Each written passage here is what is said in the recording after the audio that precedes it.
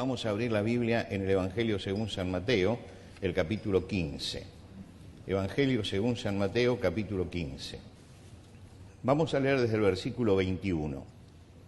Saliendo Jesús de allí se fue a la región de Tiro y de Sidón, y aquí una mujer cananea que había salido de aquella región clamaba diciendo: Señor, Hijo de David, ten misericordia de mí. Mi hija es gravemente atormentada por un demonio. Pero Jesús no le respondió palabra. Entonces, acercándose sus discípulos, le rogaron diciendo: despídela, pues da voces tras nosotros. Él respondiendo dijo: no soy enviado sino a las ovejas perdidas de la casa de Israel. Entonces ella vino y se postró ante él, diciendo: Señor, socórreme. Respondiendo él le dijo: no está bien tomar el pan de los hijos y echarlo a los perrillos. Y ella dijo: sí, Señor, pero aún los perrillos comen de las migajas que caen de la mesa de sus amos. Entonces respondiendo Jesús dijo: oh mujer, grande es tu fe, hágase contigo como quieres. Y su hija fue sanada desde aquella hora. Hasta aquí nada más en la lectura de la palabra de Dios. A veces nosotros leemos las parábolas de Jesús y sabemos lo que son las parábolas de Jesús. Son historias que él construyó para enseñar algo, para hacerlo más claro. Entonces trae una parábola y en esa parábola nos explica algo, el sentido de algo que tiene que ver siempre con la realidad que en ese momento está viviendo Jesús. Ahora, hay parábolas que son como esas construidas por Jesús, como la del buen samaritano, la del hijo pródigo o la de la oveja perdida. Pero hay acciones de Jesús, y todas las acciones de Jesús son parábolas vivientes. Todas las acciones de Jesús son parábolas vivientes. Nada hay en la vida de Jesús que esté registrado en los evangelios que sea fortuito o casual. No hay casualidad. Está puesto por algo, tiene un propósito. Y justamente lo que tenemos que hacer al leer la palabra de Dios es detenernos en los milagros y tratar de encontrar el propósito que Jesús tuvo al hacer ese milagro. De todos los milagros que registra el Evangelio, todos tienen un sentido, todos traen un mensaje, todos dejan una lección. En todos Jesús actúa para mostrar una realidad espiritual. El asunto es que analicemos eso seriamente como para encontrarla. Jesús cruzó las fronteras en esta historia, cruzó las fronteras de Israel. Es una cosa extraña que Jesús cruce las fronteras de Israel y sobre todo que se interne en el norte de Israel, que es una zona pagana. Él entró en la tierra de los fenicios, la tierra de Tiro y de Sidón que se menciona, que son las grandes ciudades. La tierra de los fenicios era la tierra más perniciosa en ese momento y en toda la historia por Israel. En la tierra de los fenicios era donde estaba el culto a Baal y a su esposa Astarté.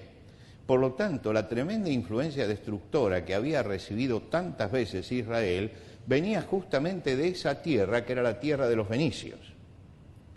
Cuando nosotros leemos la historia, dice que, y la leemos en Mateo, la hemos leído en Mateo, pero la podemos leer también en Marcos, encontramos algunos otros detalles. Marcos, por ejemplo, dice, da la razón por la cual entra a esa tierra.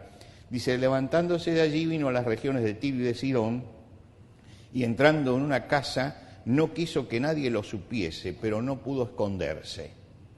Quiere decir que Jesús estaba haciendo esas operaciones que solía hacer con los discípulos en los momentos de cansancio, que es alejarse de la multitud y entrar a algún lugar para estar tranquilo. Nada mejor que estar tranquilo que atravesar la frontera del norte, porque los judíos, sabiendo que era un territorio pagano, se cuidaban mucho de cruzar esa frontera, porque sentían que la impureza del paganismo se metía dentro de su piel y de su espiritualidad. Por lo tanto, Jesús atravesó y eludió la presión de las multitudes por llevar milagros, por hacer milagros. Pero indudablemente Jesús cruza esa frontera por dos razones. En primer lugar, porque va a enseñarle algo a los discípulos que era muy difícil para ellos de entender. Y en segundo lugar, porque va a enseñar algo acerca de la vida espiritual. Se acerca una mujer a Jesús que tiene una hija endemoniada. Es decir, una hija que está sufriendo. Y esta mujer habrá sentido, habrá escuchado acerca de Jesús, tiene una noción de quién Jesús es, y entonces ve allí la oportunidad, una oportunidad que tal vez no se le podía dar si ella cruzaba la frontera en sentido contrario, porque iba a ser rechazada. Pero ahora Jesús es el que se acerca hasta ese lugar, y Jesús se acerca y ella tiene a esta mujer que Marcos dice era sirofenicia. Sirofenicia habla del lugar donde residía, y Mateo dice era cananea, habla del origen étnico que tenía. Todos recordamos en el Antiguo Testamento lo que son los pueblos cananeos, ¿no? Eran los pueblos contra los cuales tenía que luchar Israel para sacarle idolatría. Y como decíamos, en Fenicia era un centro idolátrico importante que tuvo su actividad destructiva en tiempos del profeta Elías, en una forma muy fuerte. Ahora, ¿por qué da estos detalles el Evangelio? Para indicar que era pagana y que era pagana de la peor estirpe, del paganismo más abyecto que había en ese momento. Sin embargo, ella tenía claro quién era Jesús. Cuando se acerca, utiliza el término Señor, que no es el término rabí, sino que es el término que le da autoridad, es mucho más que el maestro, es el Señor, hijo de David, y esto es algo que tiene que haber escuchado de los judíos, que era la mesianidad de Jesús, hijo de David, y pide, reconoce el poder. Tres cosas tenía clara esta mujer, que es la autoridad de Jesús, que era un enviado de Dios, porque el hijo de David era el que Dios iba a enviar, y en tercer lugar que tenía poder. Y ella viene para hacer un pedido legítimo. No viene a pedir nada para ella, viene a pedir para una hija que está sufriendo. Y hay una cosa que es interesante en este pasaje, y es que ella hizo el pedido a la persona indicada. No se está arrodillando delante de Baal ni de Astarté. Ella encontró la persona indicada a la cual hay que elevar la oración. En segundo lugar, lo hizo en la forma indicada, admitiendo que él tenía poder, que era el Señor y que era el enviado de Dios. No era un milagrero cualquiera que pasa por aquí. Y en tercer lugar, lo hizo con una actitud también, con la actitud indicada. Era una humildad, una mujer que mostraba su humildad en lo que necesitaba de Jesús. Reúne todas las condiciones para ser contestada la oración.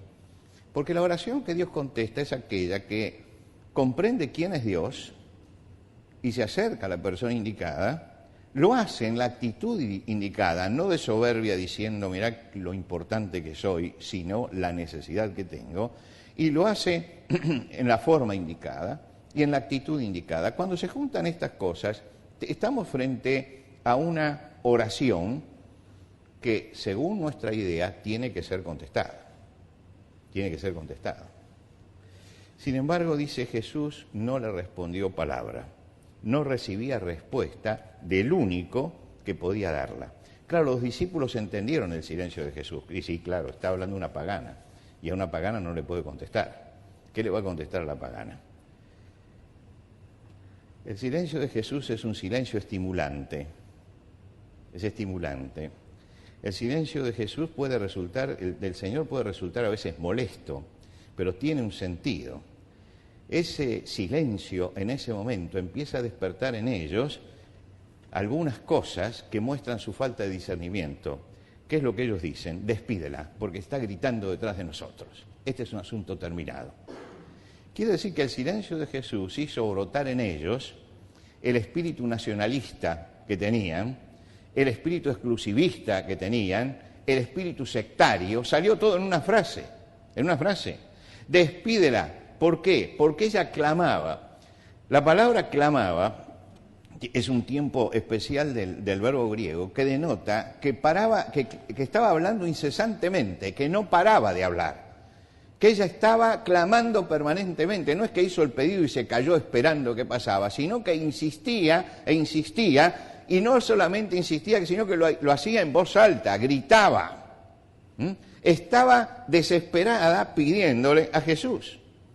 Y entonces los discípulos le dicen, despídela porque está gritando, da voces, es gritando, está gritando detrás de nosotros y no te deja tranquilo. Los discípulos no sabían discernir entre lo que es una persona cargosa, molesta y fastidiosa, que las hay, de lo que es una persona necesitada. Por supuesto que hay personas que son fastidiosas, que son cargosas, que son molestas. Pero hay personas que realmente están pidiendo, no porque sean cargosas ni porque sean molestas, sino porque tienen una profunda necesidad. Y Jesús sabe discernir eso que los discípulos no disciernen. Y así como una vez les contó la parábola sobre la necesidad de orar siempre y no desmayar, acá Jesús les va a explicar algo acerca de la oración y acerca de los paganos. Acerca de los paganos. El Evangelio de Mateo es un evangelio escrito para el pueblo de Israel. Está escrito pensando en la mentalidad de un judío. En el Evangelio de Mateo aparece insistentemente el hecho de aquí se cumplió la profecía.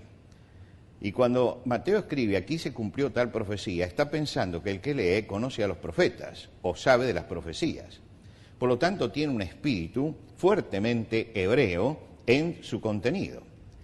Pero notablemente Mateo es también el evangelio que más muestra a Jesús actuando fuera del pueblo de Israel.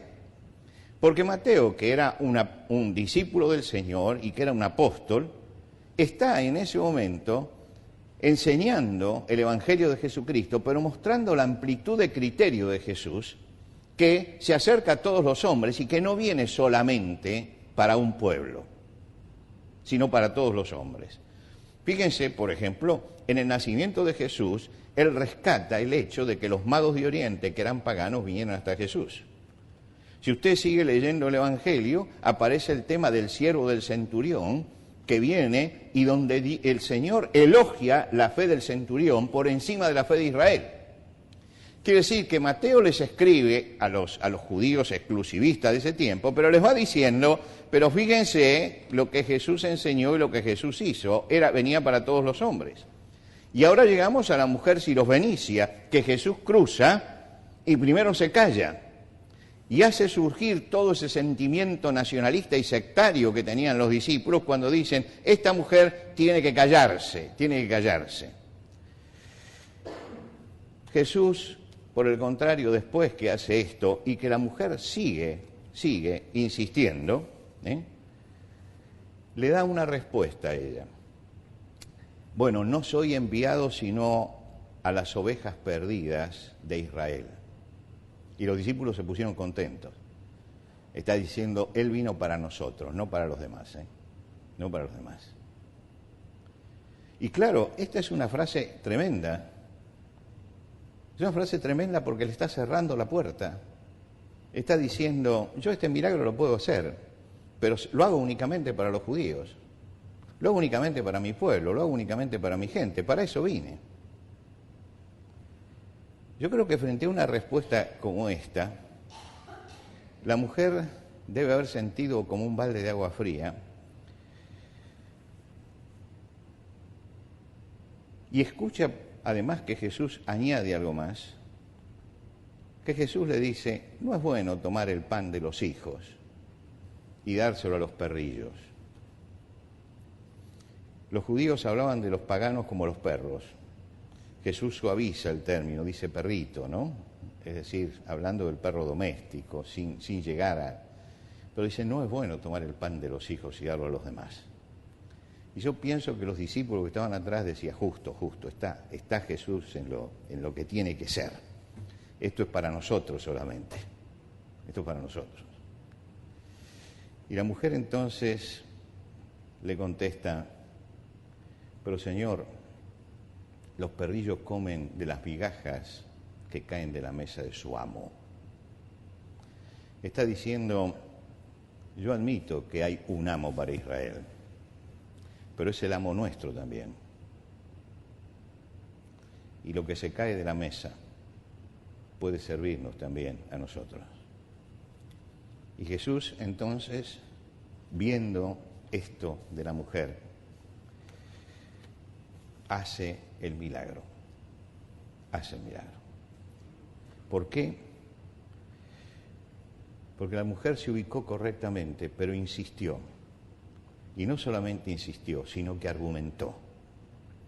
Pasó del pedido a la insistencia, y de la insistencia al argumento. Y cuando alguien sigue todo ese proceso es porque realmente necesita, porque no está pidiendo lo superfluo, porque está pidiendo lo vital. Jesús estaba entre paganos, es verdad, no tenía que hacer ningún milagro entre ellos, de acuerdo a lo que creían los judíos. Pero Jesús le va a decir a los discípulos, miren que también tengo otras ovejas, que no son de este redil. Y a ellas también las voy a traer, a ellas también las voy a traer. Y entonces habrá un rebaño y un pastor. Y está anticipándose a eso. Y le está dando una gran lección a los discípulos acerca de la necesidad humana y de que el mensaje de Cristo tiene que llegar a todas las personas y no solamente a algunas. Y que el mensaje de Jesucristo es universal, es para todos los hombres, es para todas las etnias, es para todas las condiciones sociales, es para todos los seres humanos. Qué lección tremenda se llevaron los muchachos ese día cuando creyeron que Jesús estaba del lado de ellos porque no le hacía el milagro. Y Jesús termina elogiando la fe de la mujer. Dicen, miren qué fe que tiene esta mujer. Y dice, esto es lo que yo busco y por eso les será hecho. Esta fe vale más que la circuncisión y vale más que la prosapia y vale más que todo.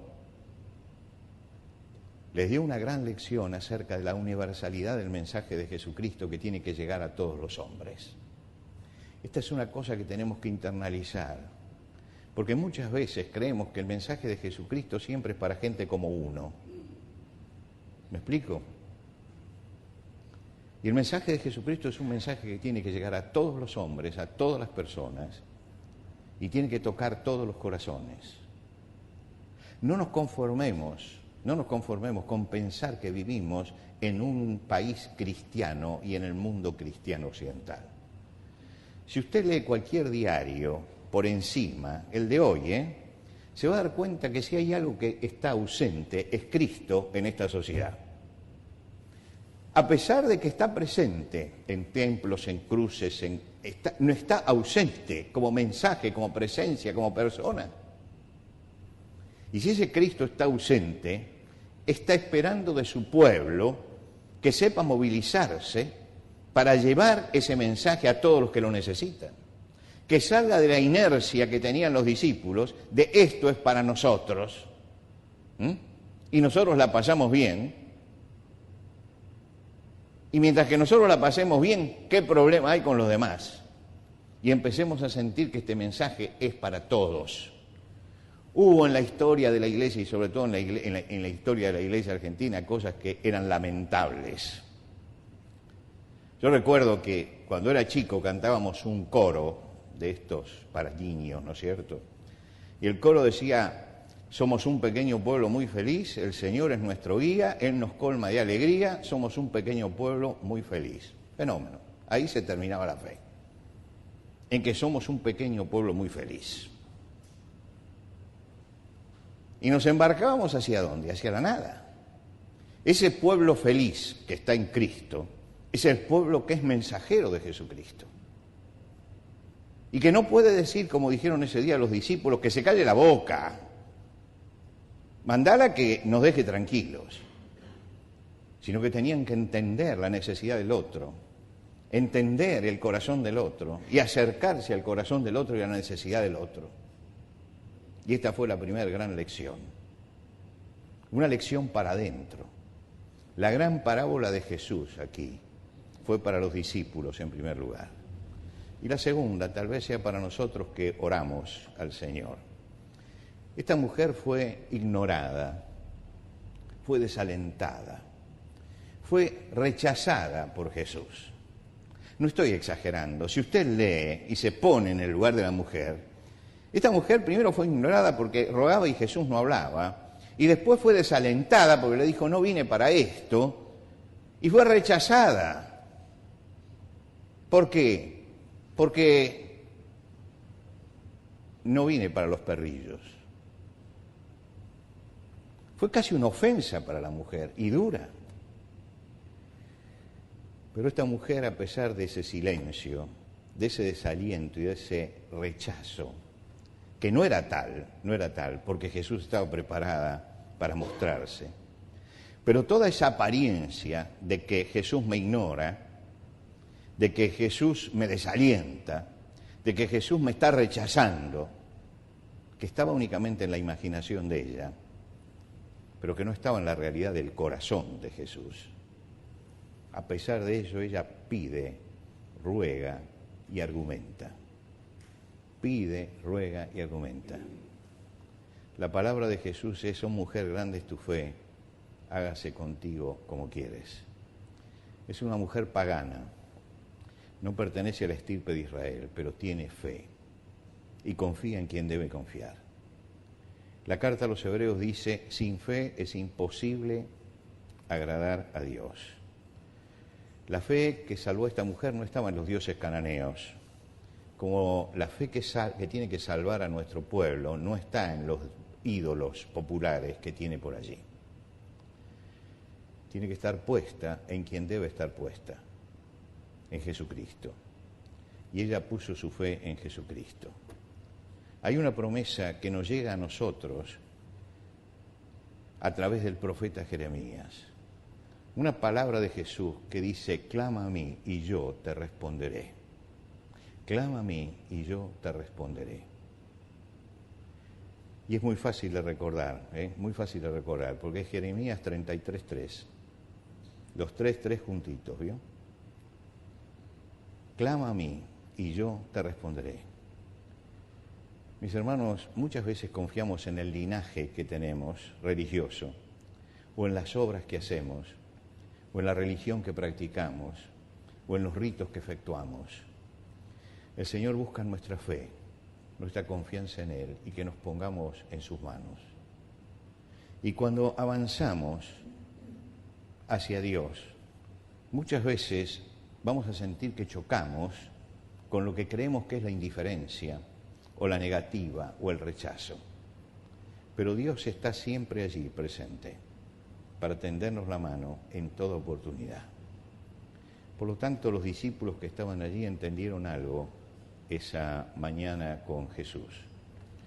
Entendieron en primer lugar que Dios no tiene límites. Para Él no existen fronteras. Todos los hombres, toda criatura, es depositaria del amor de Él y necesita encontrarse con Él. Y en segundo lugar, que aquel que clama sinceramente a Dios de corazón, insiste, nunca es ignorado. Siempre, siempre, siempre Dios está escuchando. Y siempre el corazón de Dios está con nosotros. Siempre. A pesar de que a veces nos parezca que nos ignora. Pero eso nos lleva a movilizarnos como aquella mujer. Ella clamó y como no recibió, insistió en la oración y persistió en la oración y desarrolló su constancia y siguió. Y Jesús presentó un argumento y ella supo presentar el contraargumento. Decir, sí, pero yo no necesito por esto. Y esto desarrolló la fe de esta mujer. No era lo mismo la fe si Dios hubiera contestado la primera vez, pero aprendió la persistencia, la perseverancia en la oración y aprendió también que hay que saber argumentar también delante de Dios. Abrir los labios y decir, por esto lo estoy pidiendo, por esto. Y porque yo creo que esto es lo que tú puedes hacer conmigo. Es una parábola lo que hay acá. Una parábola que habla de la universalidad de la fe y habla del gran recurso de la oración y de la oración perseverante y de un Dios que está siempre cerca nuestro. Ojalá esta mañana, en este último domingo de enero, con el que cerramos nuestro primer mes del año, podamos llevarnos esto. El Señor está buscando a todos los hombres y me va a usar a mí para esto. Y el Señor va a escuchar siempre mi oración y va a estar siempre detrás mío. Señor, esta mañana hemos venido hasta la casa tuya para alabar tu nombre. Hemos venido para vivir la comunión, para compartir en la comunión no solamente las alegrías y los gozos que tenemos, sino también las cargas y hemos puesto delante tuyo nuestras necesidades y nuestras cargas. Señor, te rogamos que aprendamos la lección que tuvieron que aprender los discípulos aquella vez, que realmente tú no tienes límites ni tienes fronteras, que buscas a todos los hombres, que quieres que todos se acerquen a ti y que tú, Señor, nunca estás ajeno a nuestras necesidades ni a nuestros problemas. Siempre tu corazón está con nosotros. Y aun cuando, Señor, vemos o nos parece que eres indiferente o que no contestas, siempre estás buscando lo mejor para nuestra vida. Señor, queremos esta mañana agradecerte porque el Señor Jesucristo vino y nos salvó en la cruz del Calvario. Queremos agradecerte porque tenemos nueva vida en Cristo Jesús. Queremos agradecerte porque tenemos paz contigo y paz en nuestro corazón por la obra de Jesucristo. Te queremos agradecer, Señor, porque sabemos que a los que te aman a ti, todas las cosas que les suceden siempre para bien. Y te rogamos, Padre, que nos des un corazón abierto, un corazón generoso, espiritualmente generoso para con los que necesitan, y nos des también una vida espiritual profunda de relación contigo para que podamos cumplir con el mandato que tú nos has dado. Señor, ponemos esta semana en tus manos para que tú nos guíes. Señor, dirígenos hacia aquellos que necesitan conocer a Jesucristo para que podamos compartir con ellos nuestra fe. Danos, Señor, fortaleza en las pruebas que tengamos esta semana y que sepamos persistir en la oración, sabiendo que tú eres nuestro sostén, nuestro amparo, nuestra fortaleza todos los días de nuestra vida.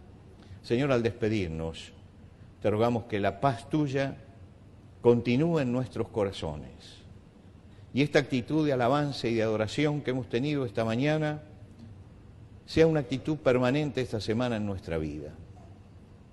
Que el santuario de nuestro corazón esté siempre activo, alabándote y bendiciéndote.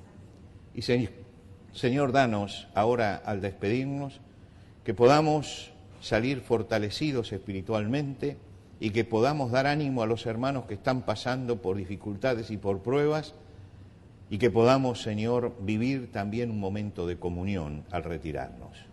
Te pedimos esto en el nombre de Cristo Jesús.